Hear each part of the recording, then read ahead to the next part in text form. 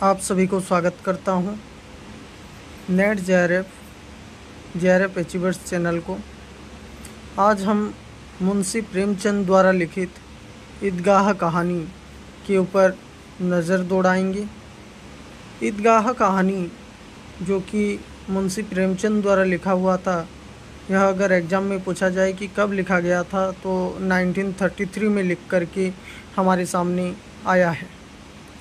तो प्रारंभ करते हैं ईदगाह कहानी। रमज़ान के पूरे 30 रोज़ों के बाद ईद आई है। कितना मनोहर, कितना सुहावना प्रभाव है। वृक्ष पर अजीब हरियाली है, खेतों में कुछ अजीब रौनक है, आसमान पर कुछ अजीब लालिमा है। आज का सूर्य देखो कितना प्यारा, कितना शीतल, यानी संसार को ईद की बधाई दे रहा है। गांव में कितनी हलचल है। ईदगाह जाने की तैयारियां हो रही है। किसी के कुर्ते में बटन नहीं है। पड़ोस के घर में सुई धागा लेने दौड़ा जा रहा है। किसी के जूते कड़े हो गए हैं, उनमें तेल डालने के लिए तेली के घर पर भागा जाता है। जल्दी जल्दी बैलों को सानी पानी दे दें, ईदगाह से लौटते लौटते दोपहर हो जाएगी। 3 कोस का पैदल रास्ता, फिर सैकड़ों आदमियों से मिलना भेंटना, दोपहर के पहले लौटना असंभव है। लड़के सबसे ज़्यादा प्रसन्न हैं। किसी ने एक रोज़ा रखा है, वह भी दोपहर तक, किसी ने वह भी नहीं, लेकिन ईदगाह जाने की खुशी उनके हिस्से की चीज़ है। रोज़े बड़े बूढ़ों के लिए होंगे, इनके लिए तो ईद है। रोज़ ईद का नाम रटते थे, आज वह आ गई। अब जल्दी पड़ी है कि लोग ईदगाह क्यों नहीं चलती। इन्हें गृहस्थी चिंताओं से क्या प्रयोजन। सबियों के लिए दूध और शक्कर घर में है या नहीं, इनकी बला से। ये तो सबियाँ खाएंगे। वह क्या जाने कि अब्बा जान क्यों वदवास चौधरी क़यामत अली के घर दौड़े जा रहे हैं। उन्हें क्या खबर कि चौधरी आंखें बदल ले तो यह सारी ईद मुहर्रम हो जाए। उनकी अपनी जेबों में तो कुबेर का धन भरा हुआ है। बार बार जेब से अपना खजाना निकाल कर गिनते हैं और खुश होकर फिर रख लेते हैं। महमूद गिनता है, 1, 2, 10, 12। उसके पास कुल 12 पैसे हैं। मोहसिन के पास 1, 2, 3, 8, 9, 15 पैसे हैं। इन्हीं अनगिनत पैसों में अनगिनत चीज़ लाएंगे। खिलौने, मिठाइयाँ, बिगुल, गेंद और जाने क्या क्या। और सबसे ज़्यादा प्रसन्न है हामिद। वह 4-5 साल का गरीब सूरत दुबला पतला लड़का, जिसका बाप गत वर्ष हैजे की भेंट हो गया और माँ ना जाने क्यों पीली होती होती एक दिन मर गई। किसी को पता क्या बीमारी है। कहती तो कौन सुनने वाला था। दिल पर जो कुछ बीतती थी वह दिल में ही सहती थी, और जब ना सहा गया तो संसार से विदा हो गई। अब हामिद अपनी बूढ़ी दादी अमीना की गोद में सोता है और उतना ही प्रसन्न है। उसके अब्बा जान रुपए कमाने गए हैं, बहुत सी थैलियाँ लेकर आएंगी। अम्मा जान अल्लाह मियाँ के घर से उसके लिए बड़ी अच्छी चीज़ें लाने गई है, इसलिए हामिद प्रसन्न है। आशा तो बड़ी चीज़ है, और फिर बच्चों की आशा, उनकी कल्पना तो रोई का पर्वत बना लेती है। हामिद के पाँव में जूते नहीं हैं। सिर पर एक पुरानी धुरानी टोपी है जिसका गोटा काला पड़ गया है, फिर भी वह प्रसन्न है। जब उसके अब्बा जान थैलियाँ और अम्मी जान नियमतें लेकर आएंगी तो वह दिल से अरमान निकाल लेगा। तब देखेगा मोहसिन, नूरे और सम्मी कहाँ से उतने पैसे निकालते हैं। अभागिनी अमीना अपनी कोठरी में बैठी रो रही है। आज ईद का दिन, उसके घर में दाना नहीं है। आज हामिद आबिद होता आज आबिद होता तो क्या इसी तरह ईद आती और चली जाती। इस अंधकार और निराशा में वह डूबी जा रही है। किसने बुलाया था इस निगोड़ी ईद को। इस घर में उसका काम नहीं, लेकिन हामिद, उसे किसी के मरने जीने का क्या मतलब। उसके अंदर प्रकाश है, बाहर आशा। विपत्ति अपना सारा दलबल लेकर आए, हामिद की आनंद भरी चितवन उसका विध्वंस कर देगी। हामिद भीतर जाकर दादी से कहता है, तुम डरना नहीं अम्मा, मैं सबसे पहले आऊँगा। बिल्कुल ना डरना। अमीना का दिल कचोट रहा है। गांव के बच्चे अपने अपने बाप के साथ जा रहे हैं। हामिद का बाप अमीना के सिवा और कौन है। उसे कैसे अकेले मेले जाने दे। उस भीड़ भाड़ से बच्चा कहीं खो जाए तो क्या हो। नहीं, अमीना उसे यूं ना जाने देगी। नन्ही सी जान है, 3 कोस चलेगा कैसे। पैर में छाले पड़ जाएंगे। जूते भी तो नहीं है। वह थोड़ी थोड़ी दूर पर उसे गोद में ले लेती, लेकिन यहाँ सवेरा कौन पकाएगा। पैसे होते तो लौटते लौटते सब सामग्री जमा करके चटपट बना लेती। यहाँ तो घंटों चीज़ जमा करते लगेंगे। मांगे का ही तो सहारा ठहरा। उस दिन फहमीन के कपड़े सिले थे, 8 आने पैसे मिले थे। उस अठन्नी को ईमान की तरह बचाती चली आती थी इसी ईद के लिए, लेकिन कल ग्वालन सिर पर सवार हो गई तो क्या करती। हामिद के लिए कुछ नहीं है तो 2 पैसे का दूध तो चाहिए ही। अब तक कुल 2 आने पैसे बच रहे हैं। 3 पैसे हामिद की जेब में, 5 अमीना के बटुए में। यही तो विसात है और ईद का त्यौहार। अल्लाह ही बेड़ा पार लगाए। धोबन और नाइन और मेहतरानी और चूड़ीहारिन सभी तो आएंगी। सभी को सिवेया चाहिए और थोड़ा किसी को आंखें नहीं लगता। किस किस से मुंह चुराएगी और मुंह क्या चुराए। साल भर का त्योहार है। जिंदगी खैरियत से रहे। उनकी तकदीर भी तो उसी के साथ है। बच्चे को खुदा सलामत रखें। यो दिन भी कट जाएंगे। गांव से मेला चला और बच्चे के साथ हामिद भी जा रहा था। कभी सबके सब दौड़कर आगे निकल जाते, फिर किसी पेड़ के नीचे खड़े होकर साथ वालों का इंतज़ार करते। यह लोग क्यों इतना धीरे धीरे चल रहे हैं। हामिद के पैरों में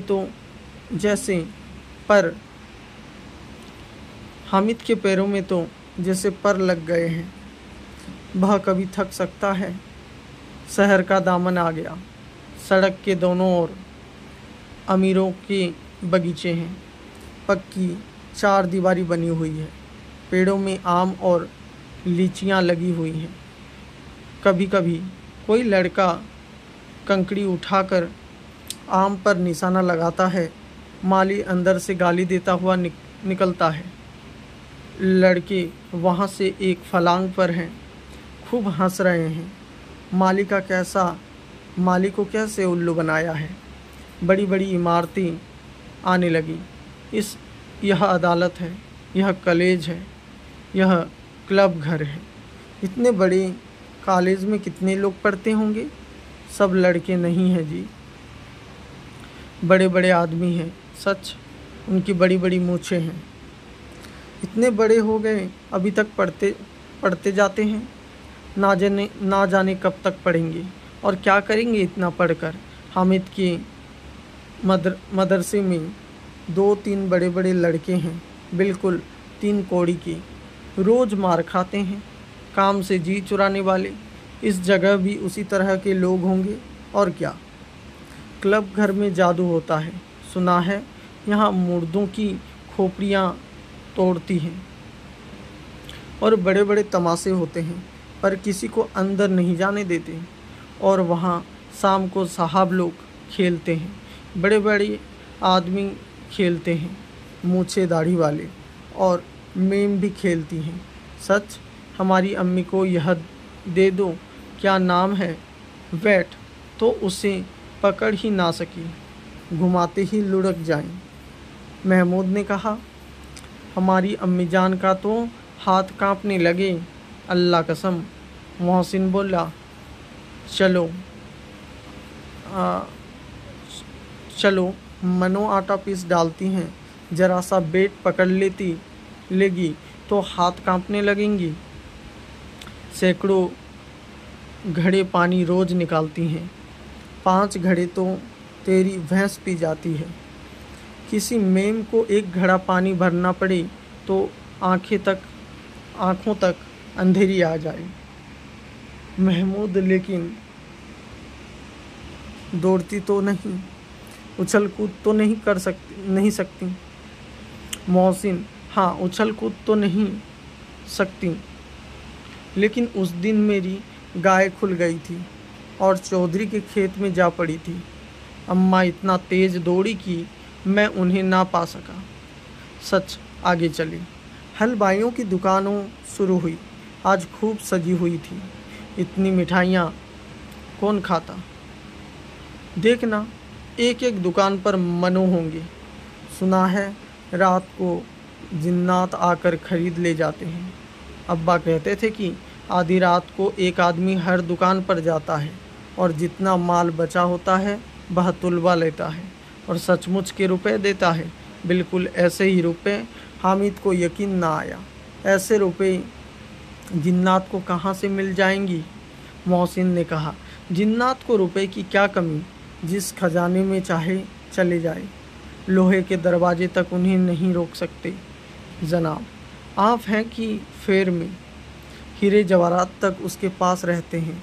जिससे खुश हो गए उसे टोकरों जवाहरात दे दिए। अभी यहीं बैठे हैं, 5 मिनट में कलकत्ता पहुंच जाएं। हामिद ने फिर पूछा, जिन्नात बहुत बड़े बड़े होते हैं। मोहसिन, एक एक सिर आसमान के बराबर होते हैं जी। ज़मीन पर खड़ा हो जाए तो उसका सिर आसमान से जा लगे, मगर चाहे तो एक लोटे में घुस जाए। हामिद बोलता है, लोग उन्हें कैसे खुश करते होंगे। कोई मुझे यह मंत्र बता दे तो एक जिन्नत को खुश कर लूं। मोहसिन कहता है, अब यह तो ना जानता, लेकिन चौधरी साहब के काबू में बहुत से जिन्नात हैं। कोई चीज़ चोरी हो जाए, चौधरी साहब उसका पता लगा देते हैं और चोर का नाम बता देंगे। जुमराती का बचवा उस दिन खो गया था। 3 दिन हैरान हुए, कहीं ना मिला। तब झक मारकर चौधरी के पास गए। चौधरी ने तुरंत बता दिया, मवेशी खाने में है, और वहीं मिला। जिन्नात आकर उन्हें सारे जहान की खबर दे जाते हैं। अब उसकी समझ में आ गया कि चौधरी के पास क्यों इतना धन है और क्यों उनका इतना सम्मान है। आगे चले। यह पुलिस लाइन है। यहीं सब कनिस्टेबल कवायद करते हैं। रेटन, फाइफो रात को बेचारे घूम घूम कर पहरा देते हैं, नहीं चोरियां हो जाएं। मोहसिन ने प्रतिवाद किया, यह कनिस्टेबल पहरा देते हैं, तभी तुम बहुत जानते हो ना। हो अजी हजरत, यह चोरी करते हैं। शहर के जितने चोर डाकू हैं सब इनके मोहल्ले में जाकर जागते रहो पुकारते हैं, तभी इन लोगों के पास इतने रुपए आते हैं।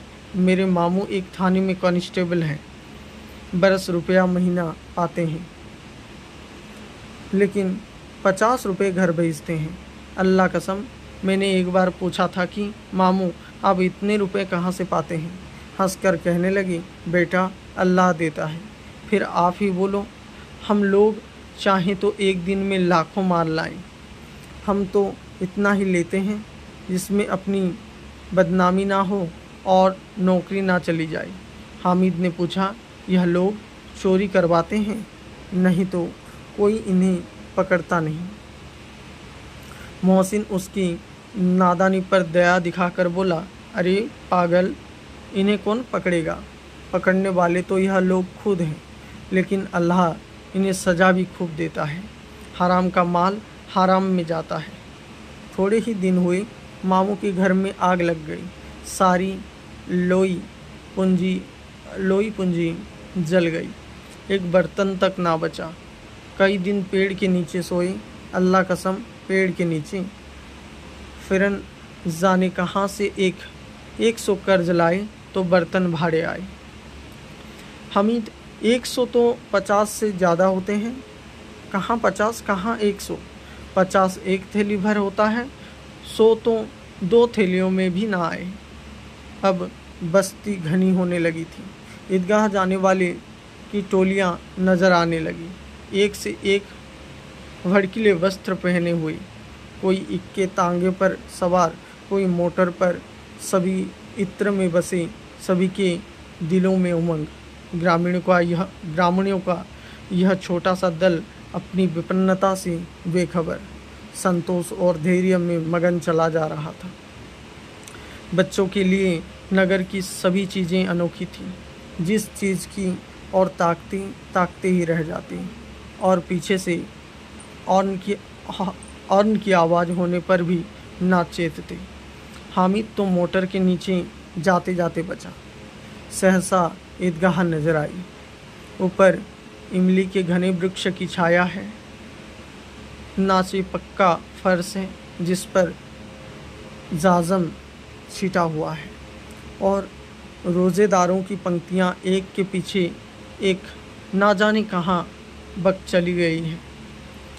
पक्की जगत के नीचे तक जहाँ जाजम भी नहीं है। नए आने वाले आकर पीछे की कतार में खड़े हो जाते हैं। आगे जगह नहीं है। यहाँ कोई धन और पद नहीं देखता। इस्लाम की निगाह में सब बराबर हैं। इन ग्रामीणों ने भी वज़ू किया और पिछली पंक्ति में खड़े हो गए। कितनी सुंदर संचालन है, कितनी सुंदर व्यवस्था। लाखों सिर एक साथ सिजदे में झुक जाते हैं, फिर सबके सब एक साथ खड़े हो जाते हैं। एक साथ झुकते हैं और एक साथ खड़े हो जाते हैं। एक साथ खड़े हो जाते हैं, एक साथ झुकते हैं और एक साथ खड़े हो जाते हैं। कई बार यही क्रिया होती है जैसे बिजली की लाखों बत्तियां एक साथ प्रदीप हो जाएं और एक साथ बुझ जाएं, और यही क्रम चलता रहे। जितना अपूर्व दृश्य था, उसकी सामूहिक क्रियाएं, विस्तार और अनंतता हृदय को श्रद्धा, गर्व और आत्मानंद से भर देती थी। मानव भातृत्व का एक सूत्र इन समस्त आत्माओं को एक लड़ी में पिरोए हुए है। नमाज खत्म हो गई, लोग आपस में गले मिल रहे हैं। तब मिठाई और खिलौने की दुकान पर धावा होता है। ग्रामीण का यह दल इस विषय में बालकों से कम उत्साही नहीं है। यह देखो, हिंडोला है, 1 पैसा देकर चढ़ जाओ। कभी आसमान पर जाते हुए मालूम होंगे, कभी ज़मीन पर गिरते हुए। यह चरखी है, लकड़ी के हाथी, घोड़े, ऊँट छड़ों में लटके हुए हैं। 1 पैसा देकर बैठ जाओ और 25 चक्कर का मजा लो। महमूद और मोहसिन और नूरे और सम्मी इन घोड़ों और ऊँटों पर बैठते हैं। हामिद दूर खड़ा है। 3 ही पैसे तो उसके पास हैं। अपने कोष का 1/3 जरा सा चक्कर खाने के लिए नहीं दे सकता। सब चरखियों से उतरते हैं। अब खिलौने लेंगे। उधर दुकानों की कतार लगी हुई है। तरह तरह के खिलौने हैं। सिपाही और गुजरिया, राज और वकी, विस्ती और धोबिन और साधु। वाह, कितना सुंदर खिलौने हैं। अब बोला ही चाहते हैं। महमूद सिपाही लेता है, खाकी वर्दी और लाल पगड़ी वाला, कंधे पर बंदूक रखे हुए। मालूम होता है अभी कवायद किए चला आ रहा है। मोहसिन को भिस्ती पसंद आया। कमर झुकी हुई है, ऊपर मशक रखे हुए हैं। मशक का मुंह एक साथ से एक हाथ से पकड़े हुए है, कितना प्रसन्न है। शायद कोई गीत गा रहा है, बस मशक से पानी उड़ेला ही चाहता है। नूरे को वकील से प्रेम है, कैसी विद्वान है। उसके मुख पर काला शोगा, नीचे सफ़ेद अचकन, अचकन के सामने की जेब में घड़ी, सुनहरी जंजीर, एक हाथ में कानून का पोथा लिए हुए। मालूम होता है अभी किसी अदालत से जिरह या बहस किए चले आ रहा है। यह सब 2-2 पैसे के खिलौने हैं। हामिद के पास कुल 3 पैसे हैं। इतने महंगे खिलौने वह कैसे ले? खिलौना कहीं हाथ से छूट पड़े तो चूर चूर हो जाए, जरा पानी पड़े तो सारा रंग धुल जाए। ऐसे खिलौने लेकर वह क्या करेगा, किस काम की? मोहसिन कहता है मेरा भिश्ती रोज पानी दे जाएगा। सांझ सवेरे महमूद और मेरा सिपाही घर का पहरा देगा। कोई चोर आएगा तो फौरन बंदूक से फायर कर देगा। नूरे और मेरा वकील खूब मुकदमा लड़ेगा। सम्मी कहता है और मेरी धोबिन रोज़ कपड़े धोएगी। हामिद खिलौनों की निंदा करता है। मिट्टी की ही तो है, गिरे तो चकनाचूर हो जाए। लेकिन ललचाई हुई आंखों से खिलौनों को देख रहा है और चाहता है कि जरा देर के लिए उन्हें हाथ में ले सकता। उसके हाथ अनायास ही लपकते हैं, लेकिन लड़के इतने त्यागी नहीं होते, विशेषकर जब भी नया शौक हो। हामिद ललचाता रह जाता है। खिलौनों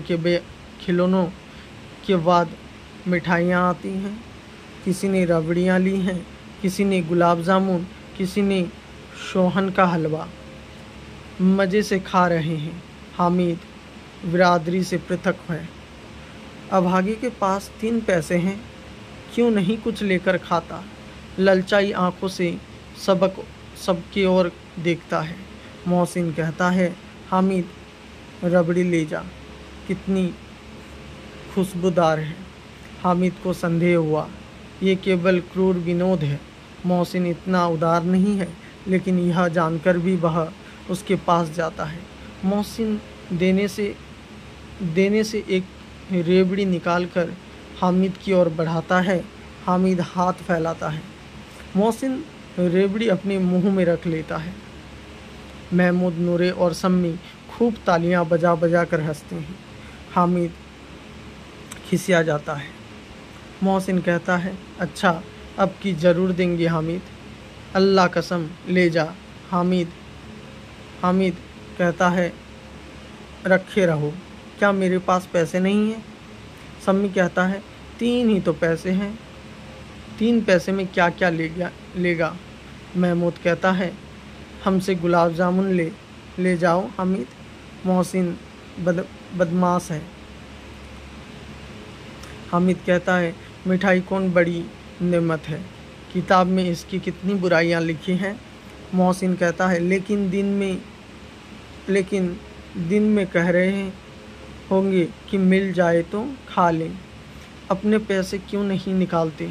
महमूद कहता है इसे समझते हैं इसकी चालाकी, जब हमारे पास पैसे खर्च हो जाएंगे तो हमें ललचा कर खाएगा। मिठाइयों के बाद कुछ दुकानें लोहे की चीज़ों की, कुछ गिलट और कुछ नकली गहनों की। लड़कों के लिए यहाँ कोई आकर्षण ना था, वे सब आगे बढ़ जाते। हामिद लोहे की दुकान पर रुक जाता है। कई चिमटे रखे हुए थे। उसे ख्याल आया दादी के पास चिमटा नहीं है। तवे से रोटियां उतारती हैं तो हाथ जल जाता है। अगर वह चिमटा ले जाकर दादी को दे दे तो वह कितना प्रसन्न होगी, फिर उनकी उंगलियां कभी ना जलेंगी। घर में एक काम की चीज़ हो जाएगी। खिलौनों से क्या फ़ायदा, व्यर्थ में पैसे खराब होते हैं। ज़रा देर ही तो खुशी होती है, फिर तो खिलौनों को कोई आंख उठाकर नहीं देखता। यह तो घर पहुँचते टूट फूट बराबर हो जाएंगी। चिमटा कितने काम की चीज़ है। रोटियां तवे से उतार लो, चूल्हे में सेंक लो, कोई आग मांगने आए तो झटपट चूल्हे से आग निकालकर उसे दे दो। अम्मा बेचारी को कहाँ फुर्सत है कि बाजार आए, और इतने पैसे ही कहाँ मिलते हैं। रोज़ हाथ जला लेती है। हामिद के साथी आगे बढ़ गए हैं। शबील पर सबके सब शरबत पी रहे हैं। देखो सब कितने लालची हैं। इतनी मिठाइयाँ ली, मुझे किसी ने एक भी ना दी। उस पर कहते हैं मेरे पास, मेरे साथ खेलो, मेरा यह काम करो। अब अगर किसी ने कोई काम करने को कहा तो पूछूंगा, खाई मिठाई? आप मुंह सड़ेगा, थोड़ी फुसियाँ निकलेंगी, आप ही ज़बान चटोरी हो जाएगी, तब घर से पैसे चुराएं और मार खाएंगे। किताब में झूठी बात थोड़ी ही लिखी है, मेरी ज़बान क्यों ख़राब होगी। अम्मा चिमटा देखती ही दौड़कर मेरे हाथ से ले लेंगी और कहेंगी मेरा बच्चा अम्मा के लिए चिमटा लाया है। कितना अच्छा लड़का है। इन लोगों के खिलौनों पर इन्हें कौन दुआएं देगा। बड़ों की दुआएं सीधे अल्लाह के दरबार में पहुंचती हैं और तुरंत सुनी जाती हैं। मैं भी इतने मिजाज क्यों सा हूँ। मैं गरीब सही, किसी से कुछ मांगने तो नहीं जाते। आखिर अब्बा जान कभी ना कभी आएंगे, अम्मा भी आएंगी। फिर इन लोगों से पूछूंगा कितने खिलौने लोगे। एक को कटोरियाँ खिलौनों दूं और दिखा दूं कि दोस्तों के साथ इस तरह का सलूक किया जाता है। यह नहीं कि एक पैसे की रबड़ियाँ ली तो चिढ़ा चिढ़ा कर खाने लगे। सबके सब हंसेंगे। हामिद ने चिमटा लिया है, हंसी मेरी बला से। उसने दुकानदार से पूछा यह चिमटा कितने का है। दुकानदार ने उसकी ओर देखा और कोई आदमी साथ ना देखकर कहा तुम्हारे काम का नहीं है जी। बिकाऊ है कि नहीं? बिकाऊ क्यों नहीं है, और यहाँ क्यों लाद लाए हो? तो बताते क्यों नहीं? के पैसे का है? 6 पैसे लगेंगे। हामिद का दिल बैठ गया। ठीक 5 पैसे लगेंगे। लेना है तो लो, नहीं तो चलते बनो। हामिद ने कलेजा महसूस मजबूत करके कहा 3 पैसे लोगे? यह कहता हुआ वह आगे बढ़ गया कि दुकानदार की घुड़कियाँ ना सुनी। लेकिन दुकानदार ने घुड़कियाँ नहीं दी, बुलाकर चिमटा दे दिया। हामिद ने उसे इस तरह कंधे पर रखा मानो बंदूक है, और शान से अकड़ता हुआ संगियों के साथ पास गया। जरा सुनी सबके सब क्या क्या आलोचना करते हैं। मोहसिन ने हंसकर कहा यह चिमटा क्यों लाया पगले, इसे क्या करेगा? हामिद ने चिमटे को ज़मीन पर पटक कर कहा ज़रा अपना भिश्ती ज़मीन पर गिरा दो, सारी पसलियाँ चूर चूर हो जाएं बच्चा की। महमूद बोला तो यह चिमटा कोई खिलौना है? हामिद खिलौना क्यों नहीं है? अभी कंधे पर रखा बंदूक हो गई, हाथ में लिया फ़कीरों का चिमटा हो गया। चाहूँ तो इससे मजरे का काम ले सकता हूँ। एक चिमटा जमा दूँ तो तुम लोगों की सारे खिलौनों की जान निकल जाए। तुम्हारे खिलौने कितना ही जोर लगाएं, मेरे चिमटे का बाल भी बांका नहीं कर सकती। मेरा बहादुर शेर है चिमटा। सम्मी ने खंजीर ली थी, प्रभावित होकर बोला मेरी खंजीर से बदलोगे? 2 आने की है। हामिद ने खंजीर की ओर उपेक्षा से देखा। मेरा चिमटा चाहे तो तुम्हारी खंजीर का पेट फाड़ डाले। बस एक चिमटे की जिल्ली लगा दी, डब डब बोलने लगी। जरा सा पानी लग जाए तो ख़त्म हो जाए। मेरा बहादुर चिमटा आग में, पानी में, आंधी में, तूफान में बराबर डटा खड़ा हो रहेगा। चिमटे ने सभी को मोहित कर लिया। अब पैसे किसके पास धरे हैं, फिर मेले से दूर निकल आए हैं। 9 कब के बज गए। धूप तेज हो रही है, घर पहुंचने की जल्दी हो रही है।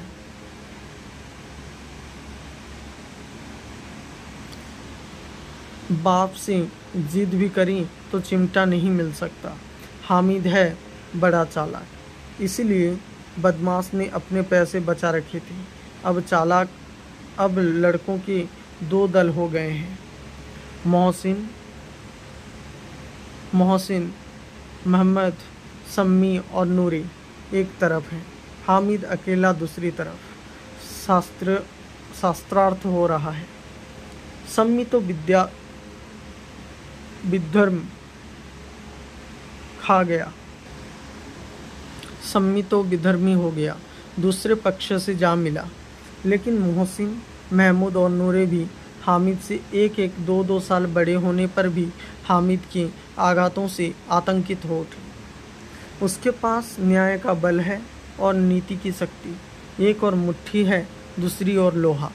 जो इस वक्त अपने को फौलाद कह रहा है वह अजय है, घातक है।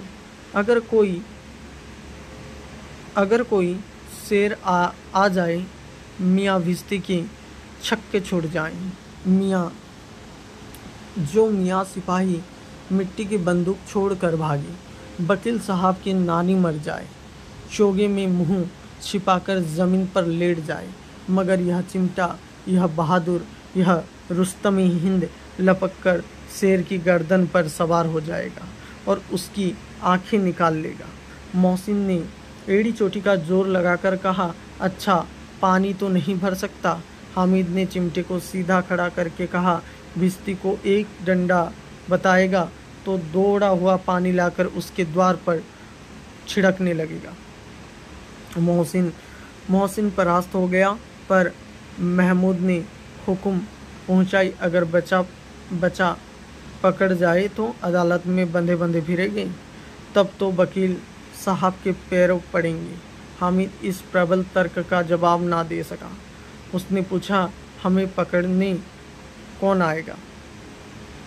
नूरे ने अकड़कर कहा, यह सिपाही बंदूक वाला। सिपाही ने मुंह चिढ़ाकर कहा, यह बेचारे हम बहादुर रुस्तमे हिंद को पकड़ेंगे। अच्छा, लाओ, अभी जरा कुश्ती हो जाए, इसकी सूरत देखकर दूर से भागेंगे, पकड़ेंगे क्या बेचारे। मोहसिन को एक नई चोट सूझ गई, तुम्हारे चिमटे का मुंह रोज आग में जलेगा। उसने समझा था कि हामिद लाजवाब हो जाएगा, लेकिन यह बात ना हुई। हामिद ने तुरंत जवाब दिया, आग में बहादुर ही कूदते हैं जनाब। तुम्हारे यह वकील, सिपाही और भिश्ती लोंडियों की तरह घर में घुस जाएंगी। आग में वह काम है जो यह रुस्तमी हिंद ही कर सकता है। महमूद ने एक जोर लगाया, वकील साहब कुर्सी मेज पर बैठेंगे, तुम्हारा चिमटा तो बावर्ची खाने में ज़मीन पर पड़ा रहने के सिवा और क्या कर सकता है। इस तर्क ने सम्मी और नूरे को भी सजी कर दिया। कितने ठिकाने की बात कही है पट्टे ने, चिमटा बावर्ची खाने में पड़ा रहने के सिवा और क्या कर सकता है। हामिद को कोई फड़कता हुआ जवाब ना सूझा तो उसने धांधली शुरू की, मेरा चिमटा बावर्ची खाने में नहीं रहेगा। वकील साहब कुर्सी पर बैठेंगे तो जाकर उन्हें ज़मीन पर पटक देगा और उनका कानून उनके पेट में डाल देगा। बात कुछ बनी नहीं, खाल गाली गलौज थी, लेकिन कानून को पेट में डालने की बात छा गई। ऐसी छा गई कि तीनों सुरमा मुंह ताकते रह गए, मानो कोई धोलचा कान कौवा किसी गंडे वाले कनकोई को काट गया हो। कानून मुंह से बाहर निकलने वाली चीज़ है, उसके पेट के अंदर डाल दिया जाना बेतुकी सी बात होने पर भी कुछ नयापन रखती है। हामिद ने मैदान मार लिया, उसका चिमटा रुस्तमी हिंद है। अब इसमें मोहसिन, महमूद, नूरे, सिम्मे किसी को भी आपत्ति नहीं हो सकती। विजेता को हराने वालों से जो सत्कार मिला स्वाभाविक है, वह हामिद को भी मिला। औरों ने 3-3, 4-4 आने पैसे खर्च किए पर कोई काम की चीज़ ना ले सकी। हामिद ने 3 पैसे में रंग जमा दिया। सच ही तो खिलौनों का क्या भरोसा, टूट फूट जाएगी। हामिद का चिमटा तो बना रहेगा बरसों। संधि की शर्तें तय होने लगी। मोहसिन ने कहा, ज़रा अपना चिमटा तो दो, हम भी देखें। तुम हमारा भिश्ती लेकर देखो। महमूद और नूरे ने भी अपने अपने खिलौनों पेश किए। हामिद को इन शर्तों को मानने में कोई आपत्ति ना थी। चिमटा बारी बारी से सबके हाथ में गया और उनके खिलौने बारी बारी से हामिद के हाथ में आए। कितने खूबसूरत खिलौने हैं। हामिद ने हारने वालों के आंसू पोंछे। मैं तुम्हें चिढ़ा रहा था, सच। यह चिमटा भला इन खिलौनों की क्या बराबरी करेगा। मालूम होता है। अब बोले। लेकिन मोहसिन की पार्टी को इस दिलासे से संतोष नहीं होता। चिमटे का सिलका खूब बैठ गया है। चिपका हुआ टिकट अब पानी से नहीं छूट रहा है। मोहसिन, लेकिन इस खिलौनों के लिए कोई हमें दुआ तो ना देगा। महमूद कहता है, दुआ को लिए फिरते हो, उल्टे मार ना पड़े। अम्मा ज़रूर कहेंगी कि मेले में यही मिट्टी के खिलौने मिले। हामिद को स्वीकार करना पड़ा कि खिलौनों को देखकर किसी की माँ इतनी खुश ना होगी जितनी दादी चिमटे को देखकर होगी।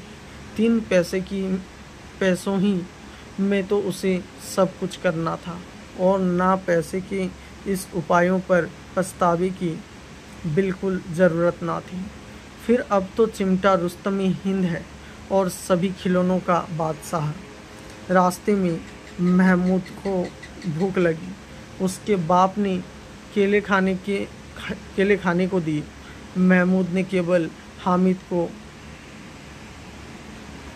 को साजी बनाया। उसके अन्य मित्र मुंह ताकते रह गए। यह उस चिमटे का प्रसाद था।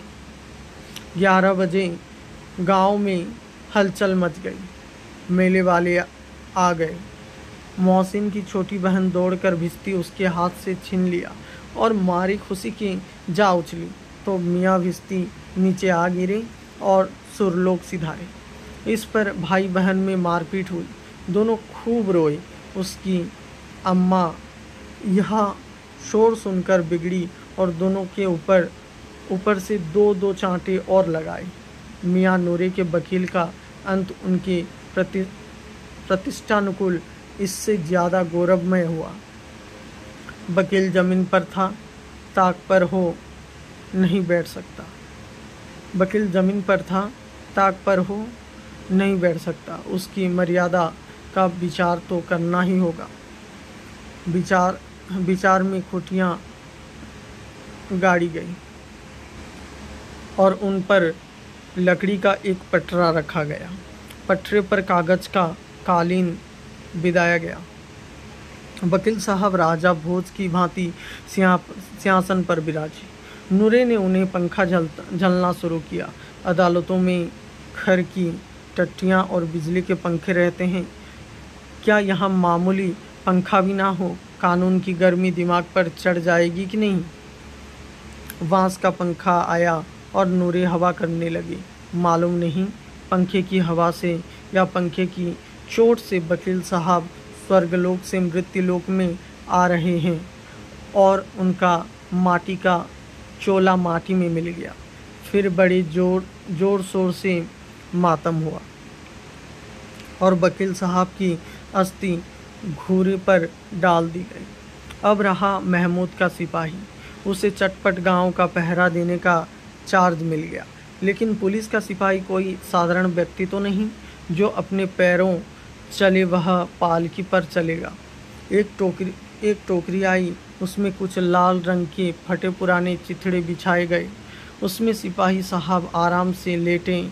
नूरे ने यह टोकरी उठाई और अपने द्वार का चक्कर लगाने लगी। उनके दोनों छोटे भाई सिपाही की तरह छेने वाले जागते लहो पुकारते चलते हैं, मगर रात तो अंधेरी होनी चाहिए। नूरे को ठोकर लग जाती है। टोकरी उसके हाथ से छूटकर गिर पड़ती है और मियाँ सिपाही अपनी बंदूक लिए ज़मीन पर आ जाते हैं और उनकी एक टांग में विकार आ जाता है। महमूद को आज ज्ञात हुआ कि वह अच्छा डॉक्टर है। उसको ऐसा मरहम मिल गया कि जिससे वह टूटी टांग को आनन फानन जोड़ सकता हो। केवल गुलर का दूध चाहिए। गुलर का दूध आता है, टांग जवाब दे देती है। शल्य क्रिया असफल हुई तब उसकी दूसरी टांग भी तोड़ दी जाती है।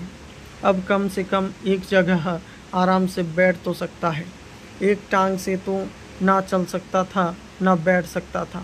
अब वह सिपाही सन्यासी हो गया है, अपनी जगह पर बैठा बैठा पहरा देता है।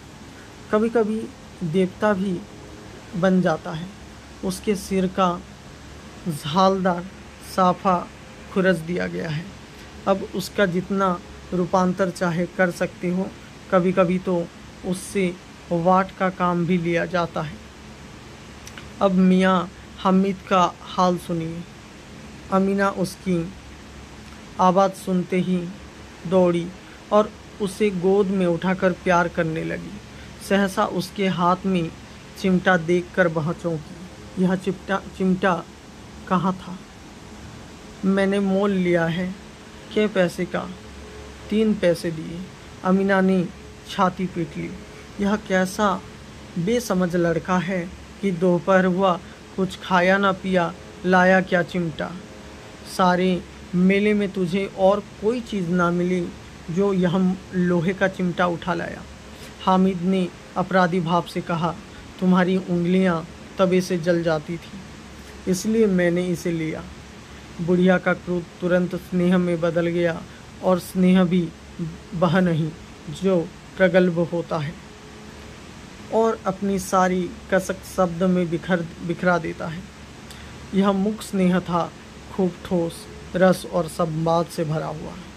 बच्चे में कितना त्याग, कितना सद्भाव और कितना विवेक है। दूसरों को खिलौने लेते और मिठाई खाते देखकर इसका मन कितना ललचाया होगा। इतना जब्त इससे हुआ कैसे? वहाँ भी इसे अपने बुढ़िया दादी की याद बनी रही। अमीना का मन गदगद हो गया। और अब एक बड़ी विचित्र बात हुई। हामिद के इस चिमटे से भी विचित्र। बच्चे हामिद ने बूढ़े हामिद का पार्ट खेला था।